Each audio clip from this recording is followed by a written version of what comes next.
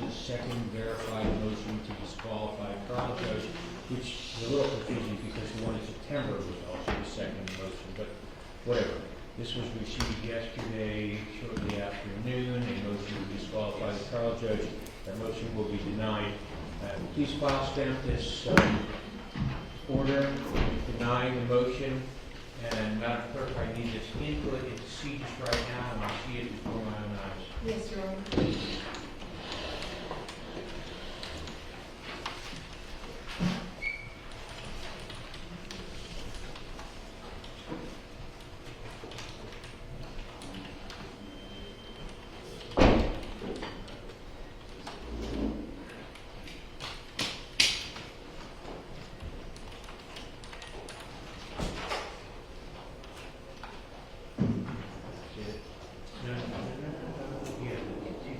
Yes, Your Honor. Okay.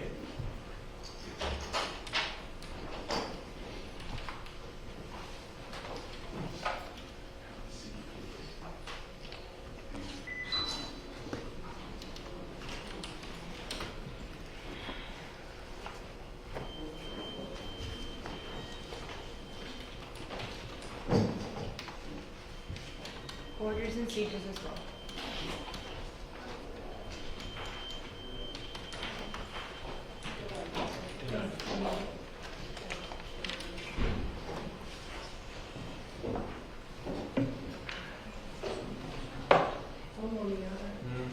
Not do anything to get that done. Yes, sir. Judge, I entered the order as well. It's already visible, as you can see. You have it in CODIS? Yes, right It's here. showing on CODIS now? Sequence 658. Okay, good. Now we're permitted to continue on in this case. All right. Your Honor, before we move forward, may I say something? Of course. Good morning, by the way, again. Your Honor, would the court consider staying the proceedings in view of the fact that it is our intention to file a writ with the third DCA?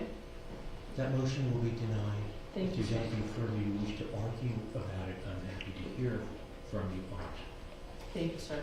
And then also before we proceed, just for logistical purposes, is it okay if Mr. Rosa gets moved a little bit closer to the middle and maybe I can present from here?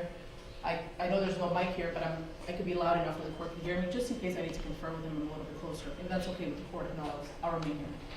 No, Thank you, sir. that'll be denied.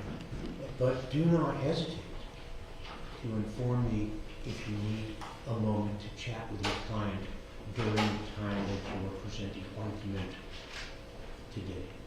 Thank you. You're welcome. All right, so we sent out an email yesterday laying out what is been filed as pretrial motions.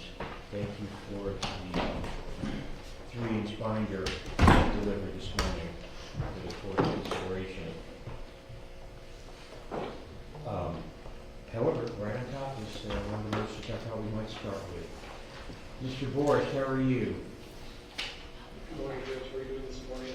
Good. Hi, Ms. Hogue. And I have Ms. Good morning, Your Honor. Before we get into anything substantive, I just wanted to, in an abundance of caution, let Your Honor know that the lead detective is on Zoom. Oh, good, I don't yes. see any issue with that, but he wanted to make sure he heard whatever the pretrial rulings are for trial preparation. If that's all Sure. right with Your Honor, if he's on Zoom. That'd be great. And let me also say this. I've got about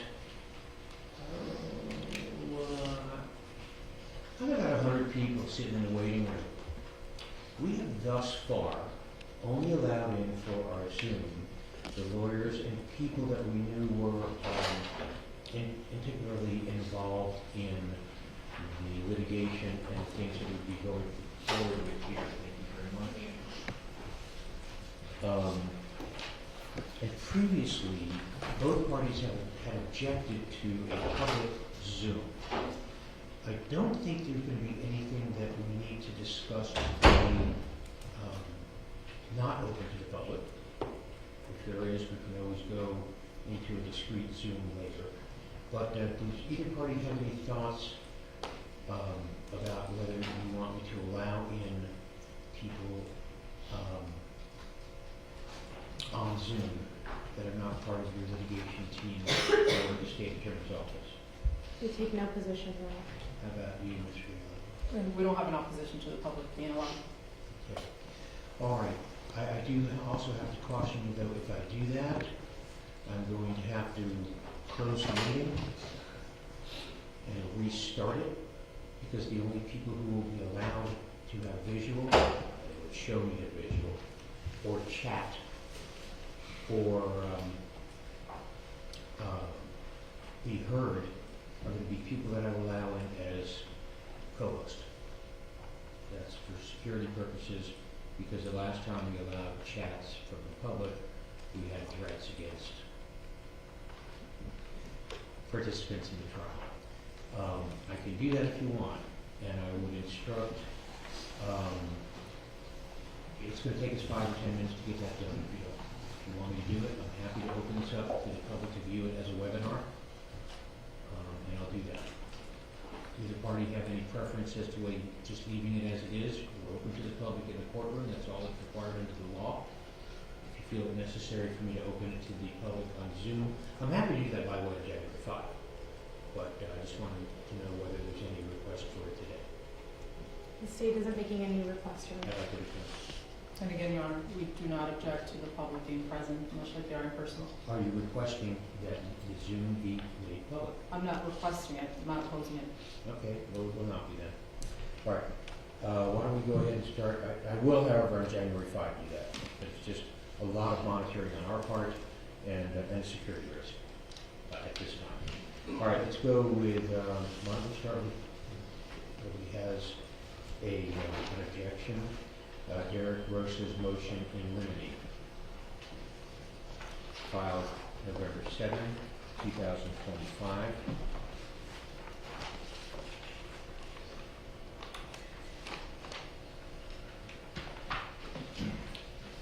I'm going to, maybe the easiest way for me to do this, Mr. Riello, if it's okay with you, is that there's a lot of these things that I would address at trial.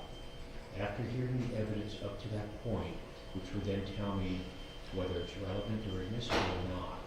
And I think I'd like to identify those, and then I would like your thoughts on whether it's something that is more pressing and needs to be addressed now. I don't have a problem with that. Okay, let's do it that way. Paragraph 5 talks about the state having provided you with 878 photos. You stated at least 60 because you posted more than photographs. You know, these were always, traditionally what we've done is looked at these during the trial to determine what issues, what photographs address relevant issues. And I think that it might be best to do that in this fashion, in that fashion with the photos. Do you have any pressing reason why we should have to go through the 878 photos now? Why we should not have to go through them now? I think the best course of action, first of all, Your Honor, I agree that the court should conduct a screening of photos. I think obviously the relevancy, less graphic photos that can be used, duplicative photos, etc. I think that the best and most efficient course of action would be the state as a proponent of that evidence to kind of single out the ones that they are, they're going to use, and perhaps we don't even need court intervention. We don't need to spend our time going through that amount of photos, Your Honor. I imagine what we're going to do is when we come to that point in the trial, at some break prior to that point, so that we don't waste the time of the jury, the state will present the ones that they've selected for presentation to the jury. If you have, they'll show them to you. If you have objections to them, either whether they are specifically relevant or not, and whether they might be cumulative, you'll make those objections at that time, and prior to us bringing in the jury, we'll have figured out what we have. So I'd like to reserve this until we're in trial. Let's move down now to paragraph 10.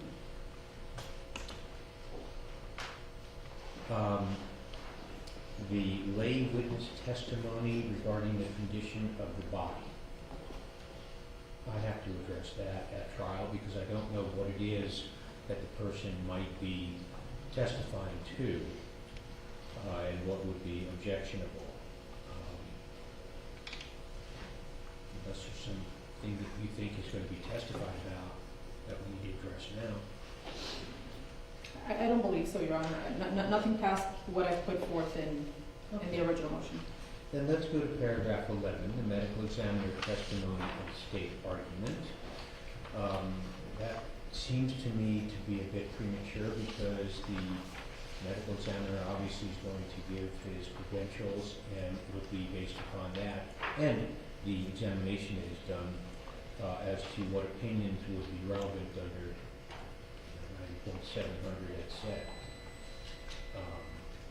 And this stuff on physiological, not psychological effects, yeah, I get that. And the Huggins case does make sense with regard to the specifics there. We'll just have to see what the state wants to present. Is that okay with you?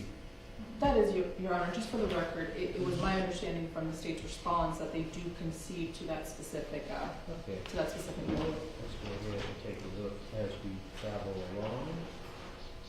And when I say that specific point, I mean the testimony regarding physiological versus psychological effects. Okay. All right, the cell phone extraction report that we're talking about. Judge, if I may, just Sure, to Mr. clarify, just to clarify the state's position, there are some physiological responses that the defendant exhibited during the course of the attack. And so to the extent that some evidence that shows the physiological response tends to prove a material fact, there are some things we would like to elicit, but as to her psychological subjective experience, we agree that that would not be admissible. But physiological responses to the attack, there is some evidence that she exhibited that and would intend to. I guess you're talking about the existence of defensive wounds. That, and also there is some evidence that the victim was aspirating, and evidence of that is depicted in some crime scene and medical examiner photos that there was aspiration. Okay, well, we'll jump that river when we get to it. But I do see your point. We'll see what's relevant and what's not at that time. Moving to paragraph 14, the cell phone extraction. I guess I got to deal with that as it comes up, as to what becomes relevant and what doesn't become relevant. And I think a bit of that may have to deal with the Ronnie McNutt video motion that comes up later also. So I'm going to, unless there's an objection, I'll deal with, well, I don't know what the state wants to present by way of the cell phone extraction, and when you're ready for that, we'll take a look at it. Yes, sir? Judge, if I may, I can let the court know that the state did file a notice of its intent to introduce a summary exhibit. Right. The state's digital forensic expert, Sergeant Cremesini, did prepare a summary exhibit from the defendant's cell phone extraction. And so, to the extent that the defense and the court would like a specific idea of where the state is heading, I think that would be the best source for everyone to look at and consider. Have you had an opportunity to review that, Mr. Allen? I have, Your Honor, and I think that's what we should hold off on. I agree with reserving on that vote. We'll address that on the week of the 5th, because some of this stuff I'd like to streamline a little bit. Or we end up doing it after we pick a jury, but I just don't want to, you'll hear me say this a lot, I don't want to chill my jurors out in the hallway on matters that could be brought before the court without wasting their time. So I'll go ahead and just mark this. We'll address this on the 5th, or during the week of the 5th. Does that make sense? Okay. I must say this, on paragraph 7, it says that the state has disclosed recordings and other evidence portraying law enforcement's custodial interrogation of Derek Rosa. This evidence includes inadmissible hearsay and/or information that is unduly prejudicial or irrelevant to the elements of the charged offense. I looked at the statement the other day, and I'm wondering what y'all are referring to. Your Honor, are you talking about the 911 call, or are you talking about the police Paragraph interrogation? 17 in your Or 17, I'm sorry, you said 17, okay.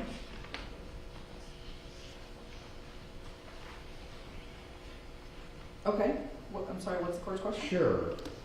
Inadmissible hearsay and/or information that is unduly prejudicial and irrelevant to the elements of the charged offense. What were you referring to there? Your Honor, I think that the police interview, first of all, I don't think that we can address this until we address the motion to suppress.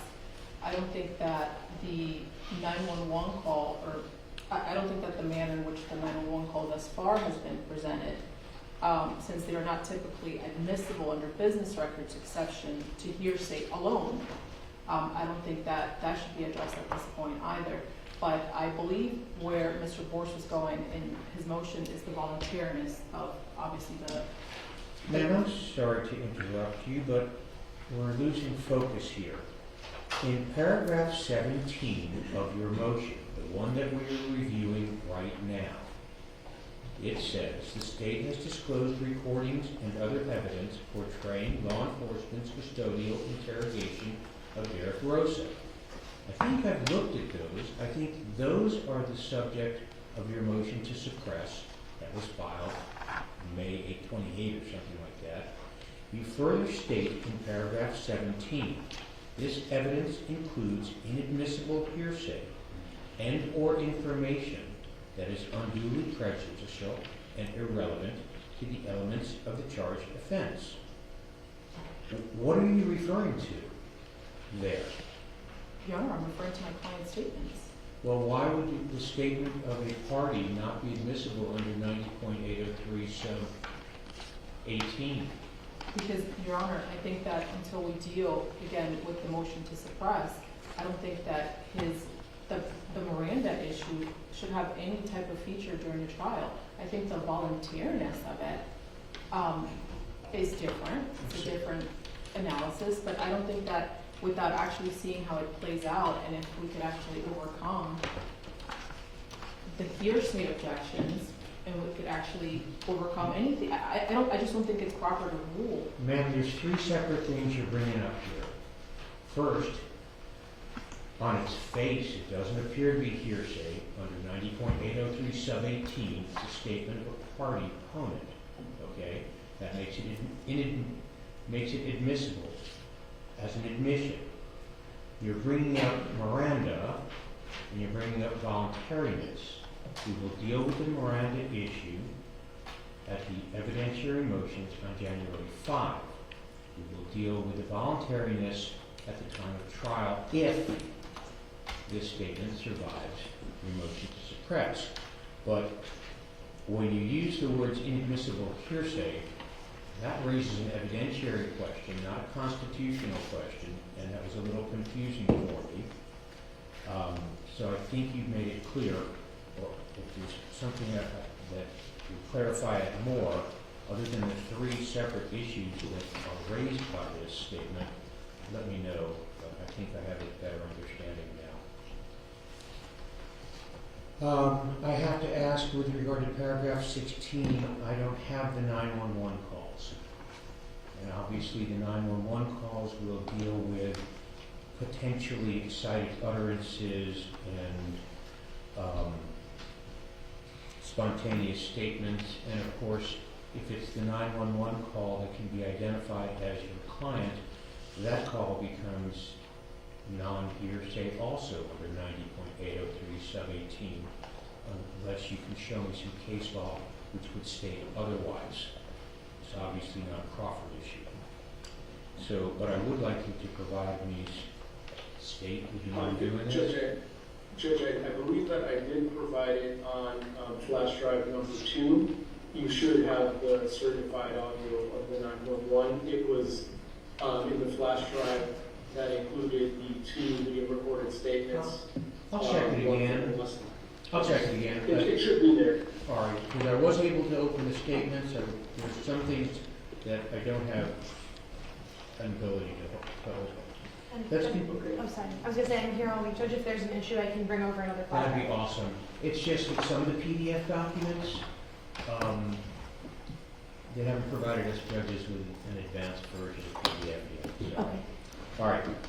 Moving on further on page 4, the NCI Express records. I think I have to hold that in advance, Ms. Riello. Is there something I need to address on that right now? I don't think so, Your Honor. Thank you. Judge, and I Yes, sir. apologize, I do need to jump in here.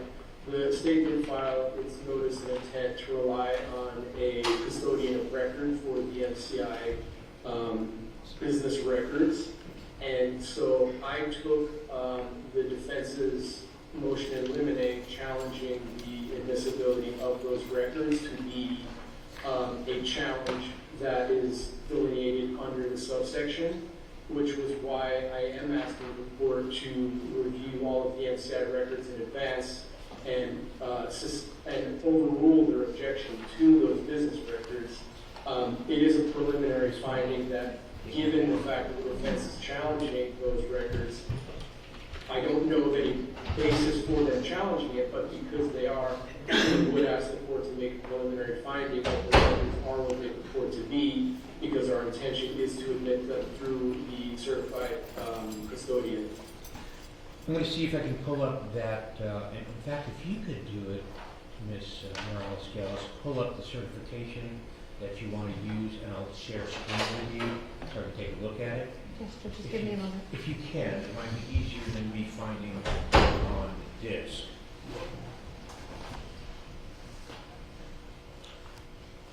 And I have it up if you want to show my screen. That would make it even easier. Let me go ahead and do a share screen. I'm sure that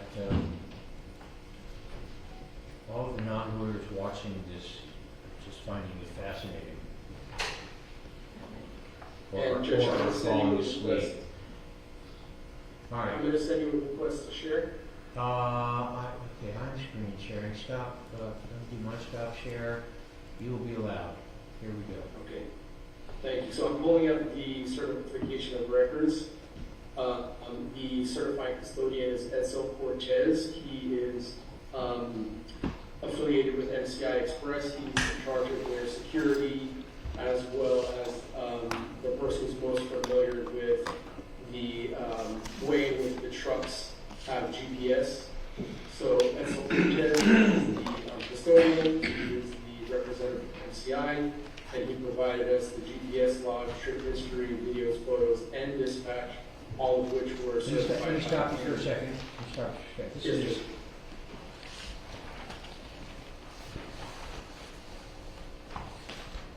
This is the NCI Express record. Now, help me out because I got a very late start on discovery here. NCI Express is what? I'm NCI asking Mr. Express Morse. It is the employer of Frank Ramos and Guillermo Sevilla, as well as Irina Garcia's brother, as well as another gentleman who may or may not become relevant. So as it pertains to this document, Mr. Cortez certified GPS logs, trip history, video, photos, and dispatch regarding Frank Ramos, regarding Guillermo Sevilla, and a third individual who hopefully will not necessarily be relevant, but to the extent it becomes relevant, there's a third gentleman as well. What is it you intend to prove through these records? Yes, Judge. So, and I'll stop sharing my screen. The records were provided by NCI Express to show the whereabouts of Frank Ramos at the time of the murder. According to these records, Frank Ramos is indisputably in the state of Georgia at the time of the murder. There are, given the fact that there are so many different angles of the truck, there are probably hundreds of hours of video of Mr. Ramos driving up north through the state of Florida, going into the state of Georgia. Then he discovers there's a problem at the apartment. He immediately makes calls to the NCI Express dispatcher. He is frantic. He is trying to figure out what's going on. The dispatcher then has him meet up with a gentleman named Guillermo Sevilla. And the purpose of that is that Mr. Ramos had to transfer his load to Mr. Sevilla, at least temporarily. And as Your Honor likely saw in the videos, you were able to see on video Mr. Ramos drive his truck up, meet with Mr. Sevilla. There is an exchange of the load, and then the GPS records show Mr. Ramos driving back down to Miami-Dade County, and then him getting out of his truck. And as we know, he then went to the scene to try to find out more information. So Let me stop you for a second. You've indicated he made calls to his dispatcher frantic. correct. Are those calls recorded?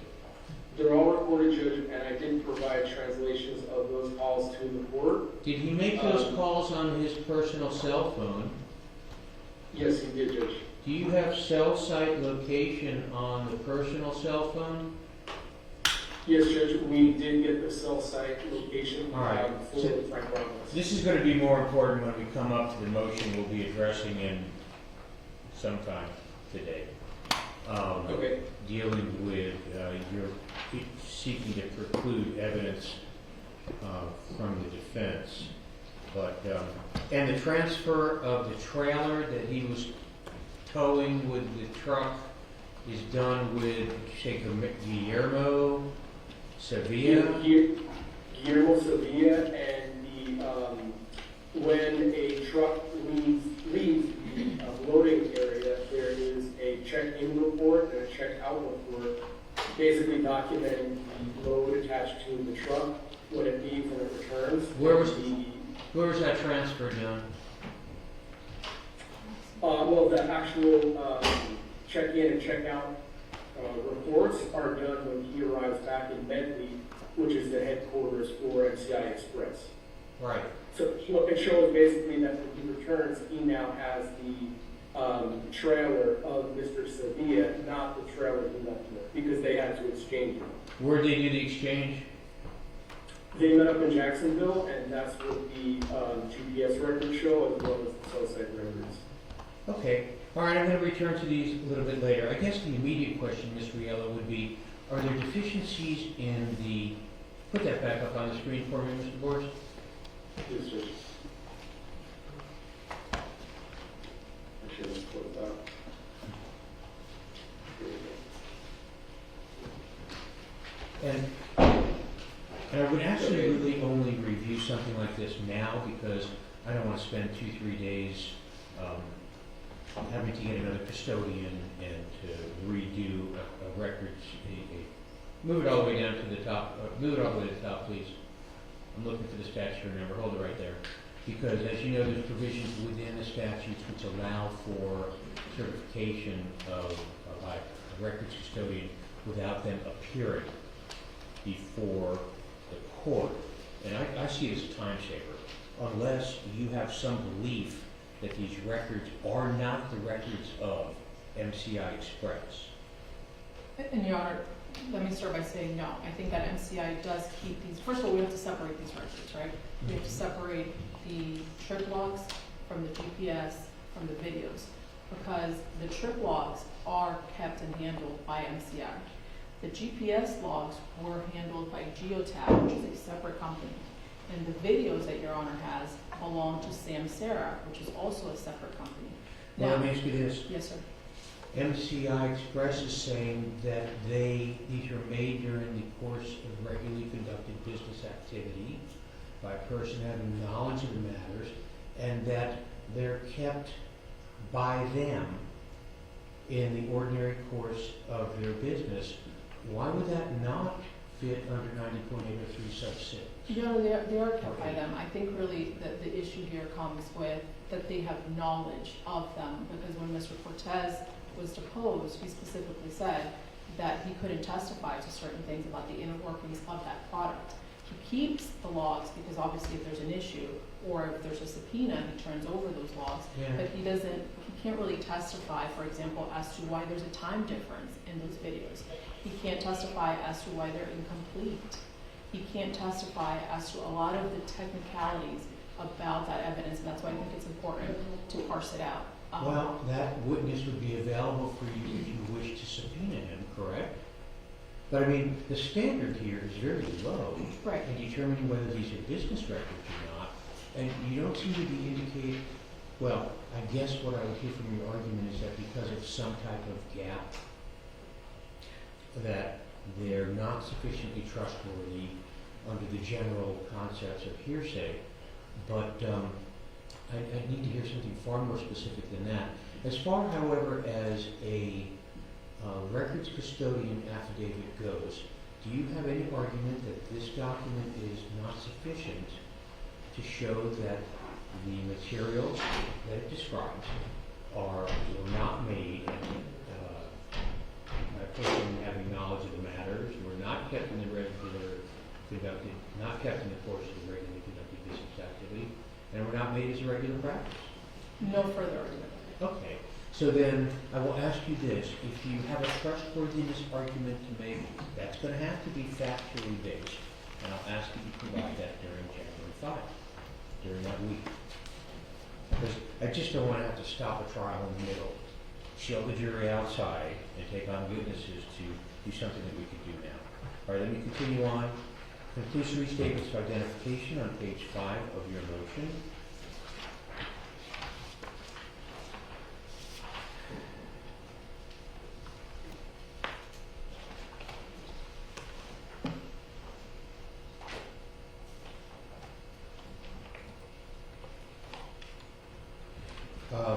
Paragraphs 21 through 25 really don't give me much, other than that you were having some difficulty discovery-wise.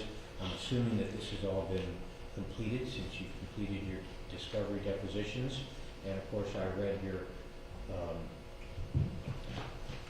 the depositions of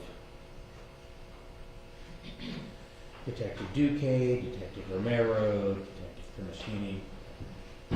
So let me go down to paragraph 26, which is the identity of the individual in the photograph is in dispute, and no witness should be permitted to comment on the identity of the person in the photograph without laying the proper predicate. Of course. Of course. Because I did notice in the depositions where the detective said, oh yeah, we saw Derek Rosa over the prone sleeping body of his mother in the baby cam photo. Okay, I can't imagine that the state would seek to introduce that to a detective, but I imagine there are other people who are familiar with Derek Rosa who might have sufficient familiarity to identify him in the video. But I think that's something, or in the photo rather, I think that's something we have to address at trial. Do you disagree with that, Ms. Rio? No, Your Honor, and it was my understanding from reading the state's motion that they did not directly oppose it, because that's exactly it. I mean, it's just without explaining how they concluded what they concluded, that's where the opposition comes from. Yeah, I think the case law is pretty clear on that. Okay, well, again, we'll cross that river when we get to it. That seems to cover all of the paragraphs in your motion filed November 7. I notice that the state's response continues on to some other things, the NCI business records, images, maybe not. Let's see. Yeah. Your Honor, may I say something that might be of use to this court? The 3-inch binder that we provided this morning Yes. contains everything that you have digitally, but in a physical form. I like paper. I like looking at the photos of paper. I don't know if Your Honor does, but that was the spirit behind it. The only thing that is new is the case law that I filed this morning in response to Mr. Gore's supplemental authority that he filed yesterday. That's the only thing that's new. Other than that, That saved me from having to print it all out this morning. and I didn't want you looking at a USB, so that was the spirit behind that binder, 3-inch binder. Okay. Perhaps now we should address the state's motion in limine.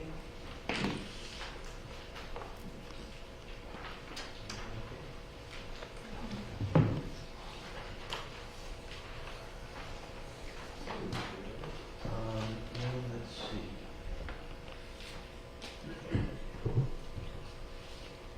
A lot of this is stock, so I'm going to do the very same thing and tell you that whether I need to rule on it now or just wait for an objection at trial. Paragraph 1. I can't imagine that state, you're not going to do that, are you? Well, I'm not going to do that, but I want. Oh, you want the defense precluded from discussing other specific cases where defendants were wrongfully convicted? I think that's probably appropriate. I mean, It's just not an issue to be brought up for jury selection. It has nothing to do with following the law or the evidence. obviously it depends on how a question might be phrased.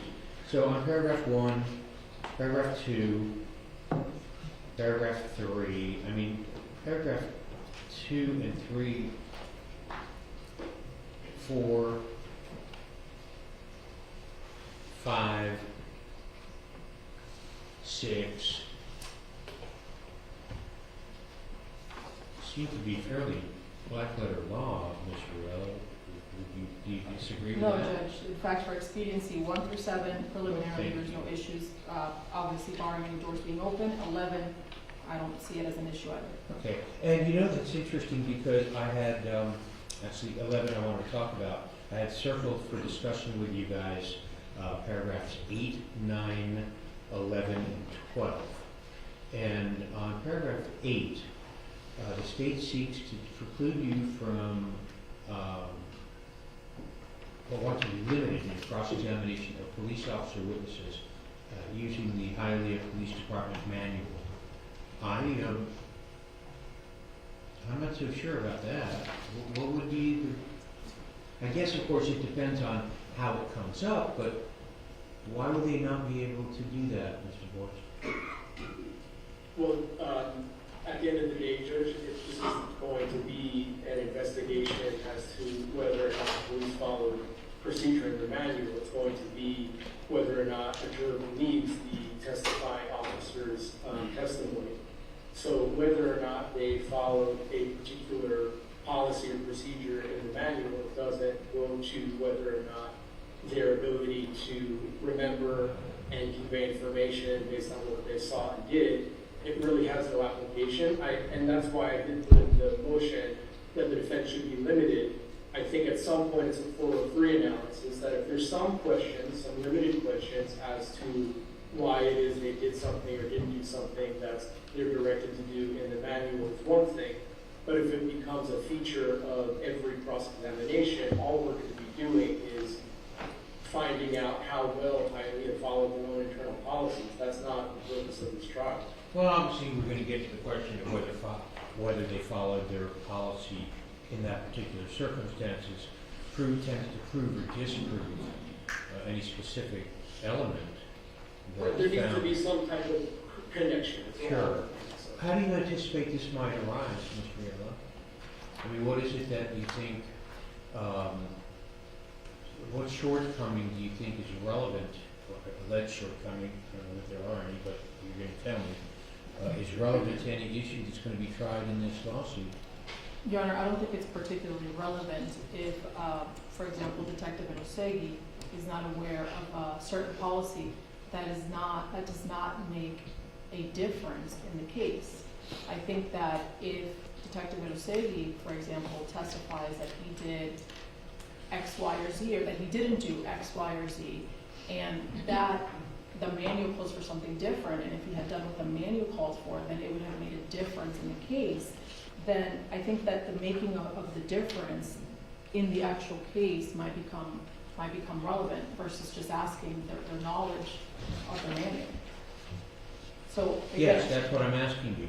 What specific violations of policy do you believe have been shown by the discovery that you believe are going to be relevant to any issue that's going to be tried in this lawsuit? Anything? I'm asking for specifics. Your Honor, I think we need to wait until it plays out. I mean, preliminarily, the handling of the evidence, the chain of custody. Which evidence are you referring to? For example, Your Honor, when we did an inspection of the evidence, the initial inspection of the evidence back in November, we noticed that there were items that are not included in the property receipts. For example, a bra. I don't know if that bra was tested. I don't know where that bra came from. I don't know if that bra would have made a difference in this case. I do know that I have a lab report that did not test, or let me put it this way. If the perpetrator would have been a woman, the type of DNA testing that was conducted, we wouldn't know that. So I don't know how this bra, I don't know how the bra is relevant, but I do know that if there's something in property, it should be on the property receipt, and I should know what was done with it. So let me say this. Let me ask this. I don't want to try the case right now, but why would a bra be relevant in this case? Is this a bra that was worn by the deceased at the time of the incident? I should be able to ask that question. I Well, don't know. I'm asking the parties this question. Y'all, your Yes. 750 crime scene photos that I'm aware of, that I've seen, what is it about a bra that has any relevance to this case in any fashion? Your Honor, that's why I think that number 8 needs to be reserved, and we Yeah, need to it's see how. gonna be reserved, how it but plays out. here's the deal. I don't wanna have to waste a lot of time going through this, when it comes up on irrelevant matters.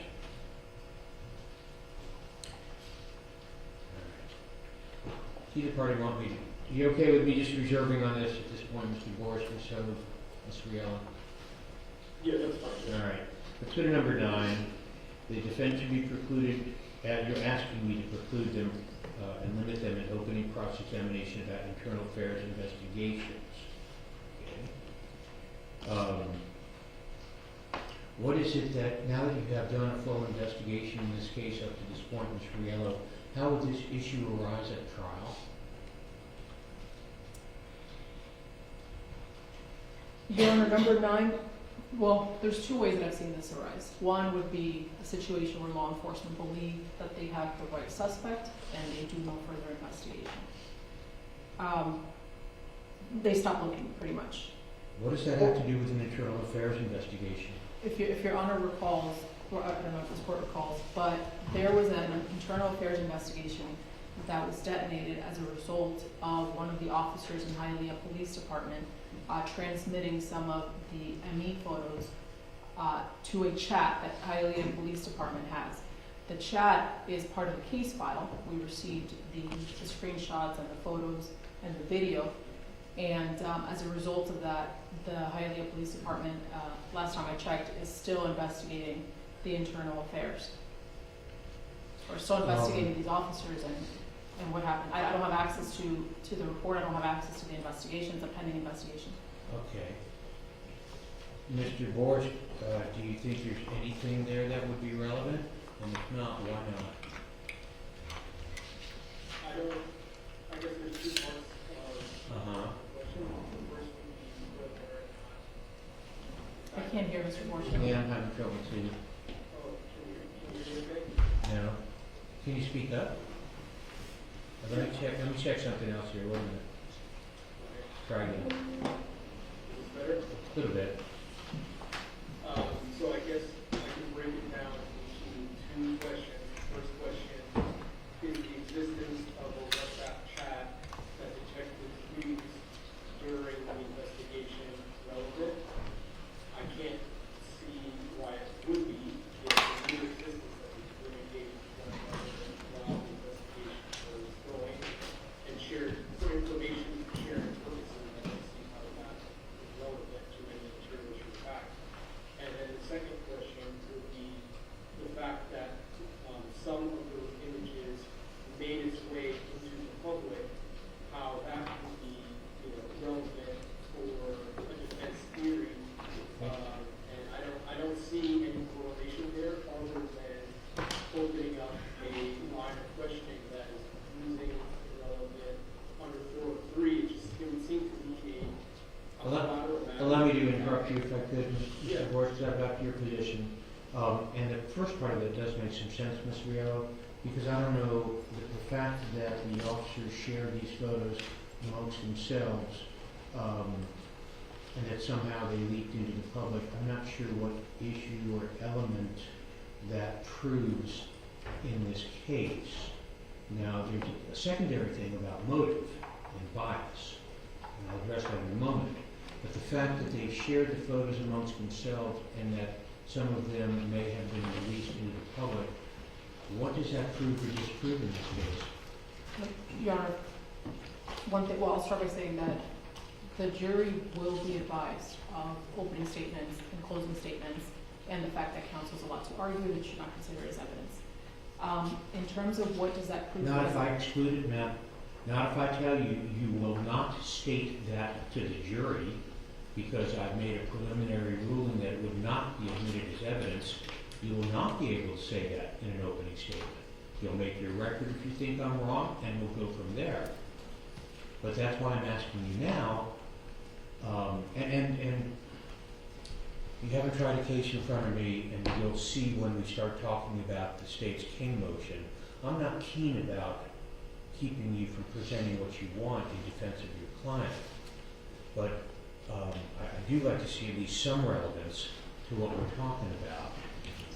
Where is the relevance Your Honor, of the fact that they shared this? Well, Your Honor, first of all, it's not just for record-keeping purposes. This was the beginning of the investigation. This is part of their case file, much like when they supplement their reports. That's also a way that they exchange information. I would say that it's a parallel to exchanging via WhatsApp. They're sending photos of what's happening, they're making comments about what's happening, and they're doing so with officers that have not arrived yet. I would say that by that point, they're making comments about exactly the conclusion of this case, which to them, at that early on stage, was that Derek Rosa killed his mother. That was the conclusion before that crime scene had even been released. And again, it's not just them exchanging it. I would hope that it's not just them exchanging it for the purpose of shock or glory. I think they're genuinely exchanging it as part of their investigation, much like they supplement their reports, much like they call each other on the phone, and much like they update their notes on new witnesses, new information. I don't see how I would be forbidden from asking a detective about how they store information, and that's part of how they store information. How do they share information? That's part of how they share information. How do you keep up to date before you arrive on the crime scene or what's happening at that crime scene? And that WhatsApp chat is part of it. Well, I guess we'll get there during the trial, but obviously if it's, well, what's wrong then with them sharing information in that fashion? If it's part of their investigation and informing other officers of what's been found or what is believed, and after all, police may take a position or may have leads that they follow or may want to have some sense of what occurred so that they can start collecting evidence in an appropriate fashion. All right, well, if you're going to be crossing an officer about how we conducted this investigation, that's fine. Any other, and the fact that an internal affairs investigation, well, let me ask you this, have you had an opportunity to review the internal affairs investigation paperwork? No, Your Honor. It's the policy to not be released while it's pending. All right, and if it's pending, obviously if you have an officer who is under investigation, you'll be able to ask him whether he is under investigation, because he may have a motive to shade his testimony towards the state so as to gain favor. And that one of the law is pretty clear. Can I just, on that point, Judge, on the fact Sure. of the matter, the state is not investigating any of these officers or detectives because the no reason to believe the crime occurred. The internal affairs investigation is for internally hired employees to see if any of their policies and procedures were not followed in relation to the use of the WhatsApp. But I don't think it would be fair or accurate to imply or suggest that any of these officers or detectives will be testifying, for example, in the state. That's your position, sir, and you'll have to show me some case law otherwise, because my recollection of the case law is if you're under an active investigation from the police department, that's subject to being addressed on cross-examination. So if you've got case law that states otherwise, you'll bring it to me when we get to address this. Okay. Let me continue on to paragraph 11. If this court were to rule that his constitutional rights were not violated, I think this is correct. The defense would not be able to argue a constitutional violation. You would be able to argue just that the statement, if you believe the facts supporting that, were not voluntary.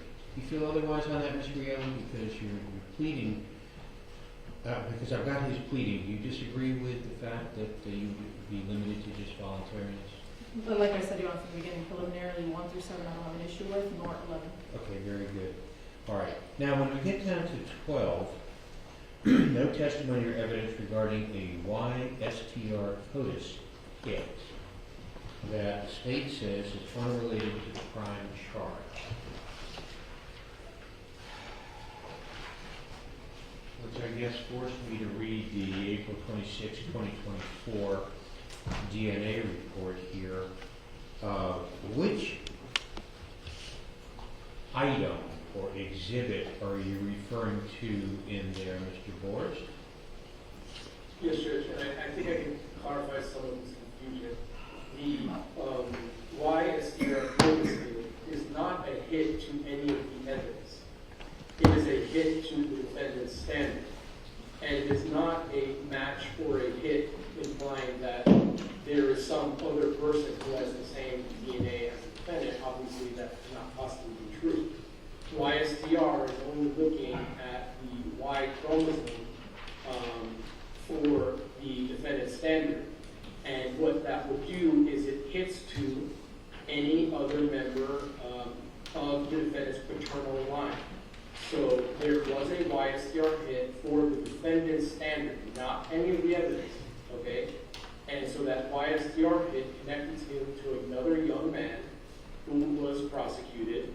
And because of what we know through science, it was a young man who has some paternal relationship or some genetic relationship to the defendant through the paternal line. That's all that means. So there's no connection between that YSDR hit and the evidence.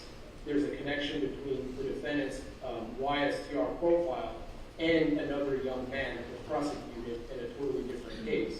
There's no relationship between that young man and this crime, and it is not a DNA match. It is a YSDR association. What do you say about that, Mr. Riello? It's a lot to be said about that. So I'll start with this. Mr. Bohr saying that the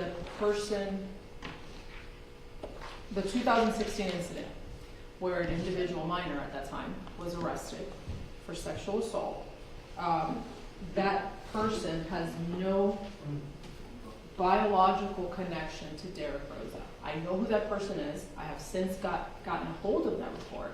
I know where that person's whereabouts were in 2023. There is no connection. Was it over in Hialeah at 11 o'clock at night on October 12th? Sir, I would like to reserve that for trial. I'm asking you a question, ma'am. I don't. If you have that information, and either yes or no, I'm asking that. We're going to go through this in a couple of minutes when we get to Frank Ramos and all the rest of this.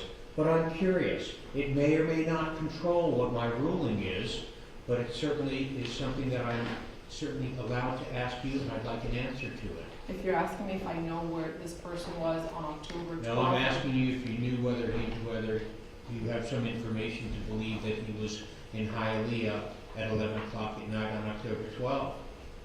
I don't. Do you have any reason to believe or information which would indicate that he was not? I don't. Have you asked him? I have not. Have you gotten his telephone records or any indication that this person who is remotely related biologically or through DNA, through some paternal link, is actually an appropriate suspect in this case?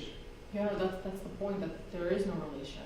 Well, that's part of the point, that there is no relation. So I think we start with CODIS, right? CODIS is a database, and I think that the first portion of this analysis is the state using CODIS in its prosecution, okay? Because that's how the link came about. Sure. In March of 2025, Detective Mui supplemented his report with this hit. And when I say this hit, this one page, it was actually one paragraph report. If Your Honor recalls, I filed a motion to compel to get more information about this report, because Derek Rosa would have been 6 years old at the time, and he wasn't the victim of the crime, so I said to myself, gee, why would his samples be hitting to a 2016 case that preliminarily it seems that he has no connection? Wait, I'm sorry. Yes, sir. Because the explanation I have from Mr. Borsch is slightly different.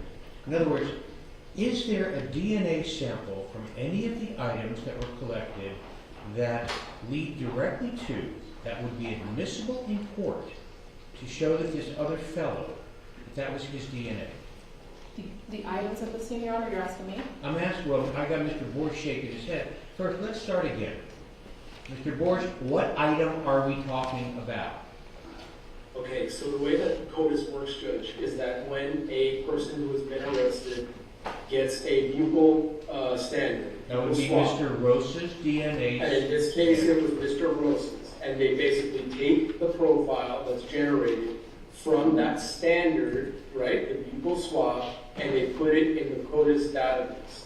CODIS then looks to see if there's any other profile that looks like the standard.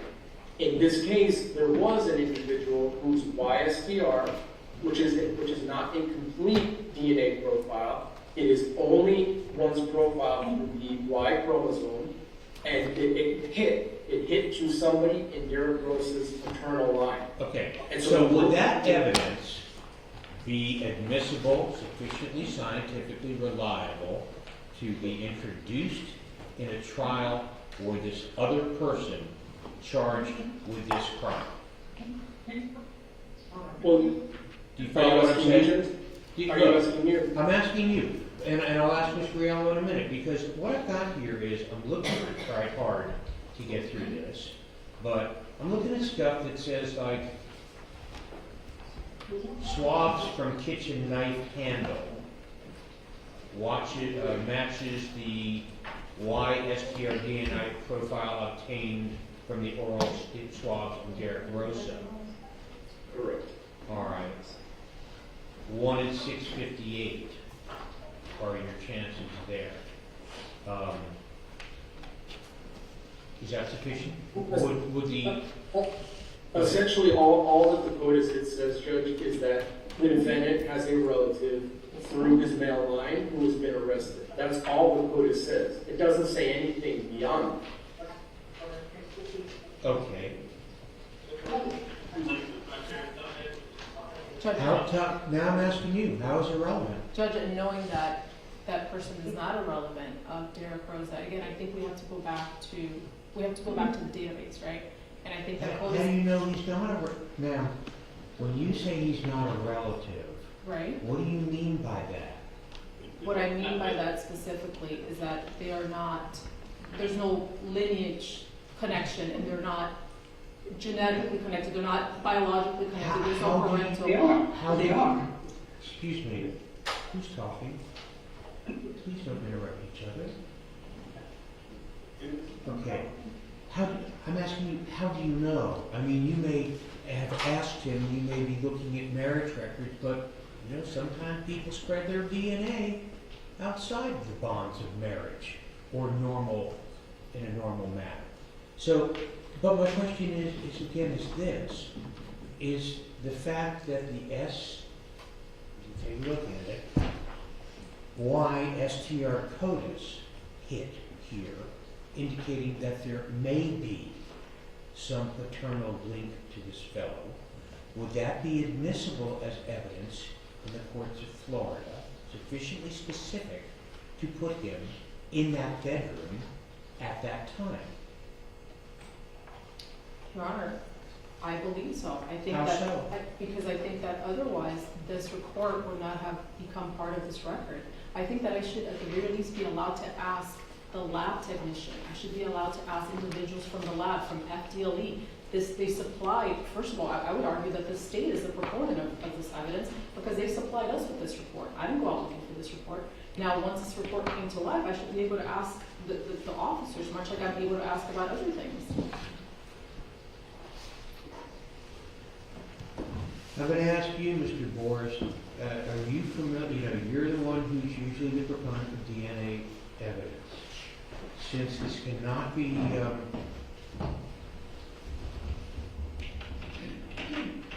limited to the 1 in 1.5 decillion people type of thing, 1 in 15 billion people, how specific is it, and is there case law or anything out there which would indicate its admissibility were this fellow to have been charged in this offense? I'm sorry, Judge, my phone is ringing, but I'm going to speak through it. Hopefully you can hear it. I think a way to answer your question, Judge, is that we know that the defendant's father shares his YSTR profile.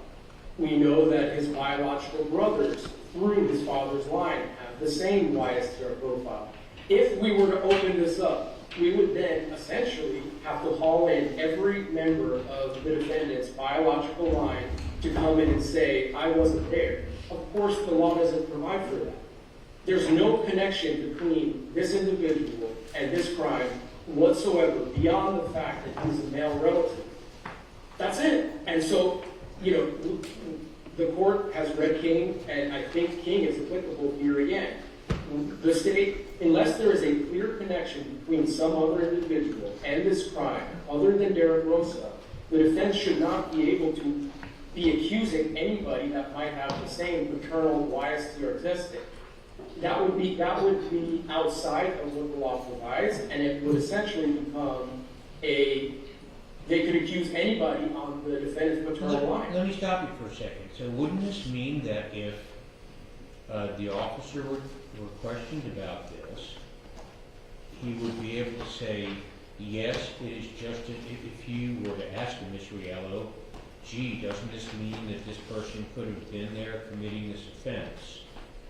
Wouldn't the officer be able to respond by saying, yes, it would be exactly the same likelihood that Derek's father was there committing the offense, or Derek's uncle was there committing the offense, or his cousin was there committing the offense?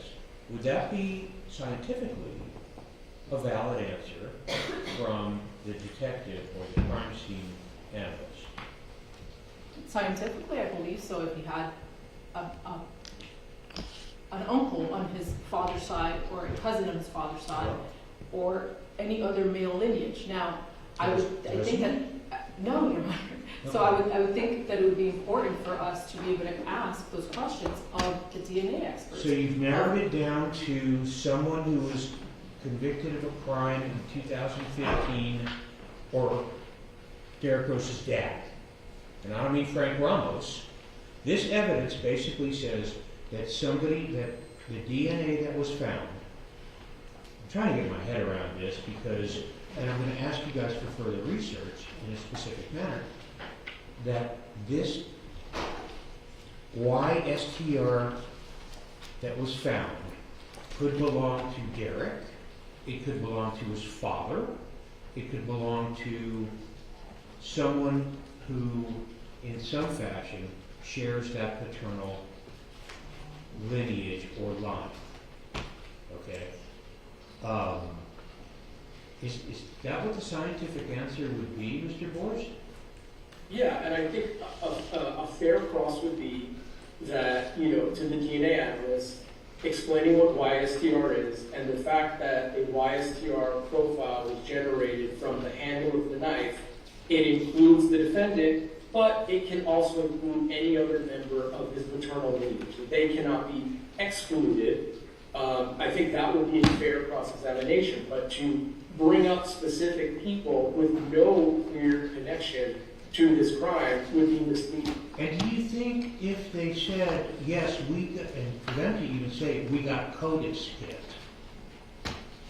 which would, well, if anybody explained what a CODIS hit was, or even that the person's DNA happened to be in a criminal database, do you think that that DNA being in a criminal database would be admissible against this person if they were charged with this crime, or the fact that they've been convicted of or arrested for something 8 years remotely would be admissible? And here's where I'm having problems with it. I mean, the suggestion is a little far-fetched to me. But here's where I'd like you to focus.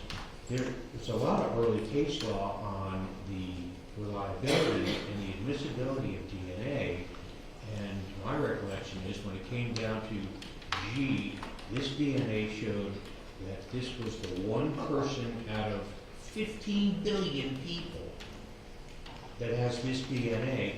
Then the courts sat up and said, yeah, that sounds pretty reliable. I think we'll let that in. That sounds like good evidence. If this is 1 in 100, 1 in 12, however many lineage people there are, I'm just not sure that the scientific reliability that has been established on DNA evidence would apply to a YSTR CODIS hit. And I'm going to ask you guys to get a look at that before the 5th. Sure, Your Honor. I could definitely provide, Your Honor, more guidance, but just something to think about meanwhile. I think that the argument could also be made, and that's why I keep going back to CODIS and my understanding of CODIS, and of course I think that we should be able to ask the experts of what CODIS is and how you input different samples into CODIS. And my understanding is that there are two. So I think that there could also be a portion of this analysis that maybe is just error. Maybe it's a database error. And I think I should be able to ask that. That's a different analysis here. Not That's if it's the not a same lab, suggestion. not if it's, well, go ahead, John. If you're looking at this as a suggestion that someone else's DNA was found there, I'm not sure that you have sufficient scientific basis for that. Oh, and I've got to tell you, I haven't done it in a while, but my oldest daughter was a DNA sequencer at the American Museum of Natural History for 10 years, so I have some insight. If you don't mind, I may ask a DNA expert about this. He didn't do forensic, but I'd like to know a little bit more about it. If you have an objection, I won't. But here's my concern. I don't know, I've already expressed it. Go ahead, Mr. Bush. Judge, my thought would be, and I think it would be helpful for me to provide you with the DNA analyst deposition. Her name is Michelle Andrade. Okay. She was fully deposed on this issue. She can explain exactly what YSTR is and why it is that what I'm saying is in fact accurate and true. So I'd like to provide that to the court. Okay. Do you disagree with that? And I'd like to look at it. I'll reserve this to the fifth. Do you disagree with it, Ms. Riallo, that the fact that the other individual has been convicted and sentenced would not be admissible at all in this trial? I'd have to provide further research. Oh, seriously, man?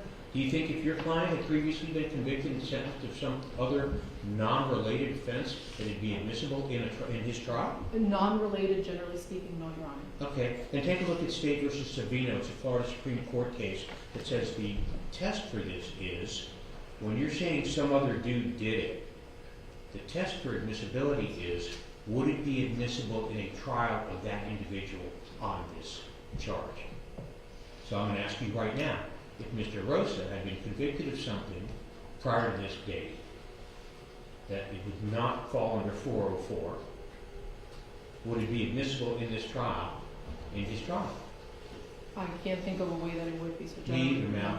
So as far as maybe there's other people out there in the universe who share this YSTR, but you tying it to a CODIS hit, and you tying it to a conviction on another charge, I think that's a very, very far stretch. So just let you know, if you have case law, just to give you a prep, if you have case law that would indicate otherwise, be ready with it on January 5. Okay? All right, that seems to clear up these issues, and thank you for helping me understand it better. I think the other two matters that we still have pending are the state's motion to admit similar fact evidence. I don't think we really need to go over the blood spatter stuff. Didn't we already address that? I'm looking at the table of contents of your...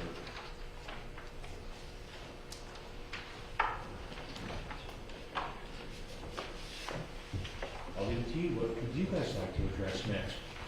I think D is fine. Which one? The state's motion to preclude evidence and argument of unsupported defense theory, third-party guilt. Okay. If you don't mind, I'm going to refer to that as the King argument. King motion.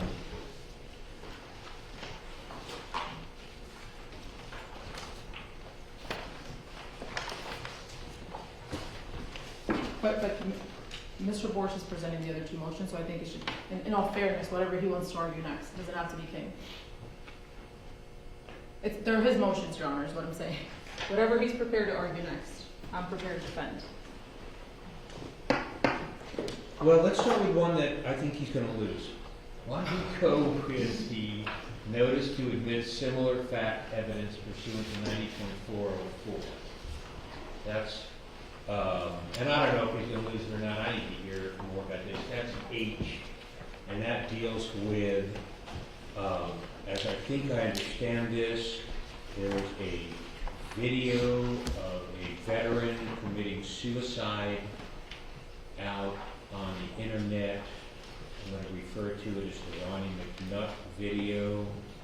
As best I could discern from your motions and the depositions you provided, was that at some time prior, September 29 or 30, there was an exchange of this video between Mr. Rosa and a minor who bears the initials of CG.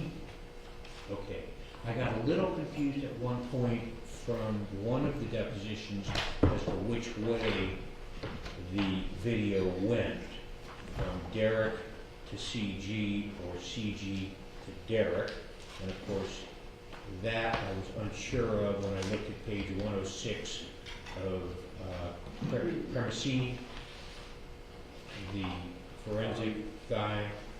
Can you clarify that? The video went from whom to whom initially? And can I, maybe it would be helpful to give a proffer of what I believe the evidence shows, Judge? Sure. Because that way I can adjust what my understanding of the facts are based upon what the parties tell me. But go ahead, Yes, sir. Judge.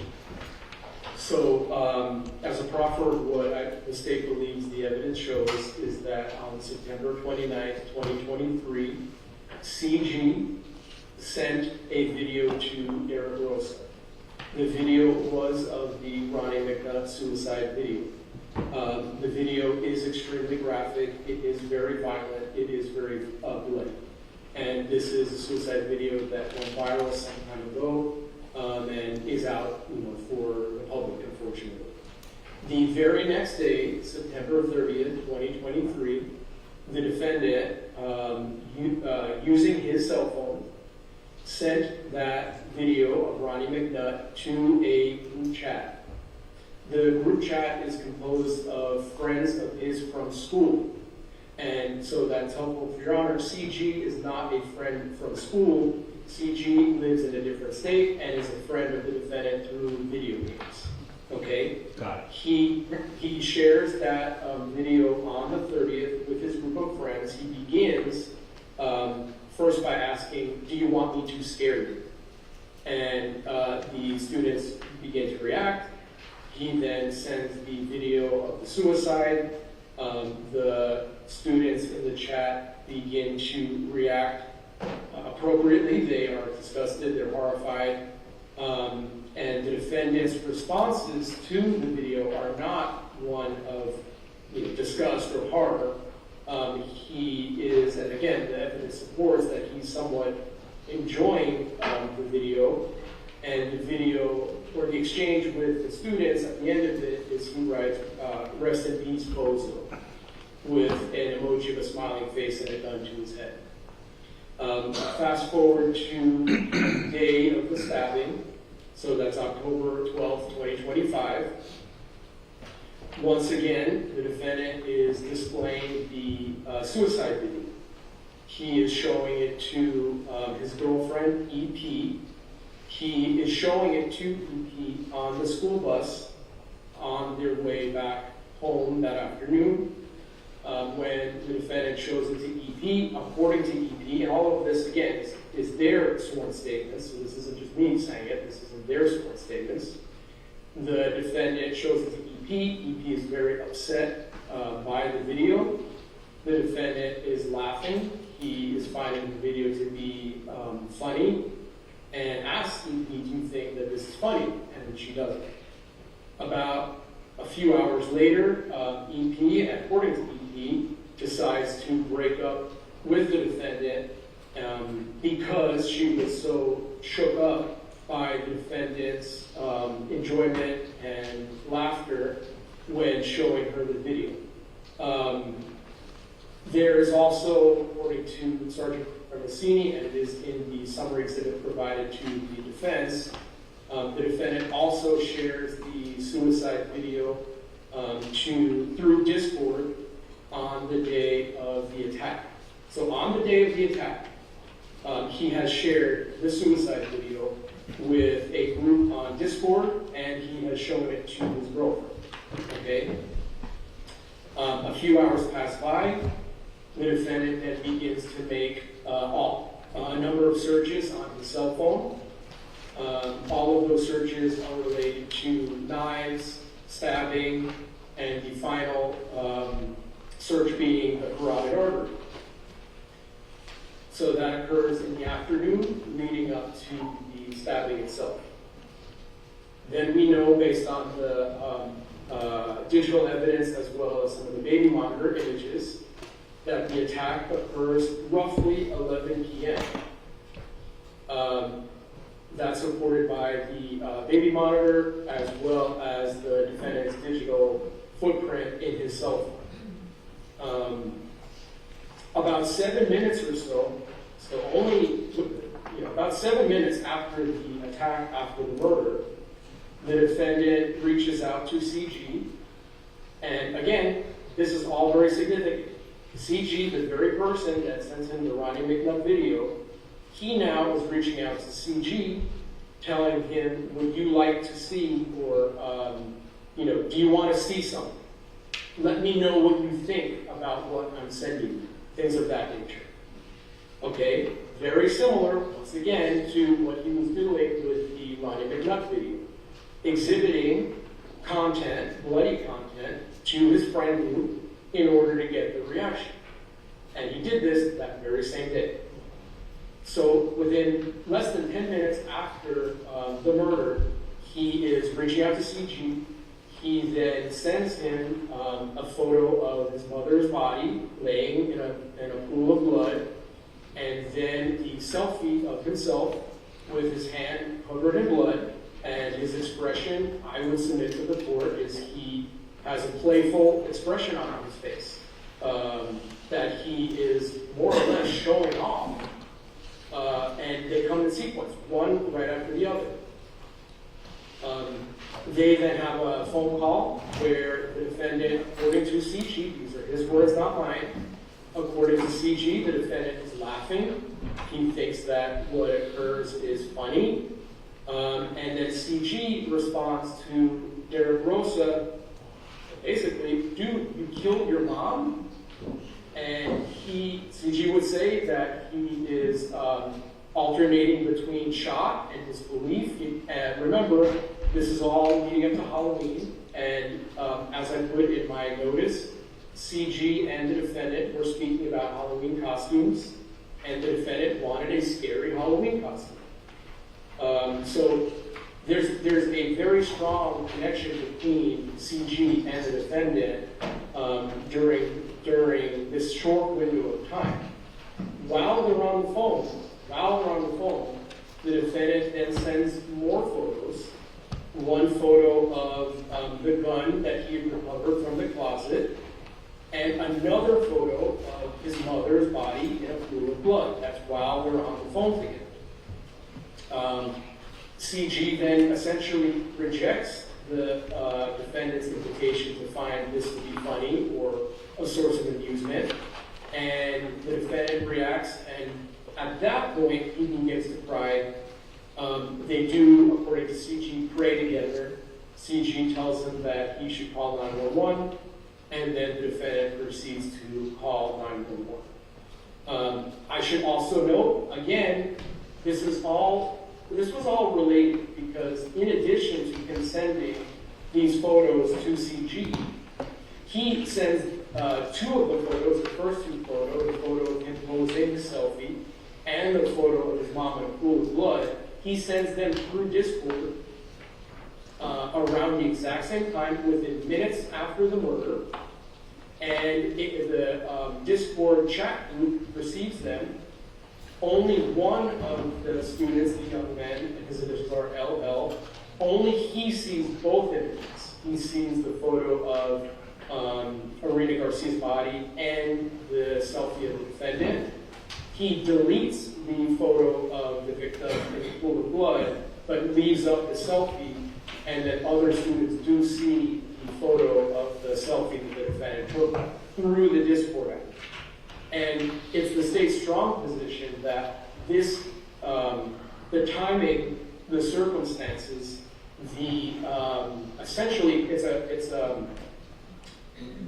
the way in which the defendant was sharing and interacting with his friends is so related to the event itself because of the timing, the immediacy. All of it really shows that this is inextricably intertwined, and it proves why the defendant did what he did, because he immediately took the photos and sent them to his friends. All of this tightly aligns with one another and is necessary for the state to prove the full context of what occurred. Let me ask So you that's this my question. proffer, Judge. I got your proffer, Mr. Boris. Let me ask you this. Would it be your intent if I said that there is some relevance to the fact that CG was someone that he shared gory stuff with, and was the first person he called with gory stuff on October 12th? If I were to see some relevance in that, are you seeking to admit or show the Ronnie McNutt video? Your Honor, I think if the court were to conduct a 403 balancing and the court found that the video itself would be unfairly prejudicial, then we would, of course, understand that the court, in an effort to protect the defendant's right to a fair trial, if the court felt that that would infringe upon it, then we would accept the court excluding the suicide video itself as overly prejudicial, but ask that we are able to admit the testimony of the witnesses. Okay, Ms. Real, I need to hear from you on this, because I got to tell you, I started this, looking at this in a review of like, I wouldn't think that I would allow this in, but without the actual video being introduced, which is, I think it's highly prejudicial. It's just way too graphic and disturbing. Although, and of course, my question is whether this is just character evidence, gee, he likes gory stuff, or whether there's sufficient relevant tie-up here that the person that he initially gets this video from is the person that he shares photographs of of his dead mother with in very short order after her death. That's starting to indicate to me not a signature identity, but it is relevant towards the identity of the person who killed Ms. Garcia. Let me hear your thoughts on this motion, please. Your Honor, there's a lot to unpack, okay?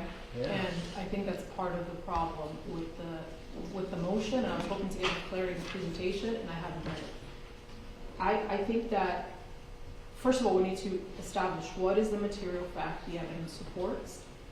That's one. Well, And- I'm sorry, let me stop for a second.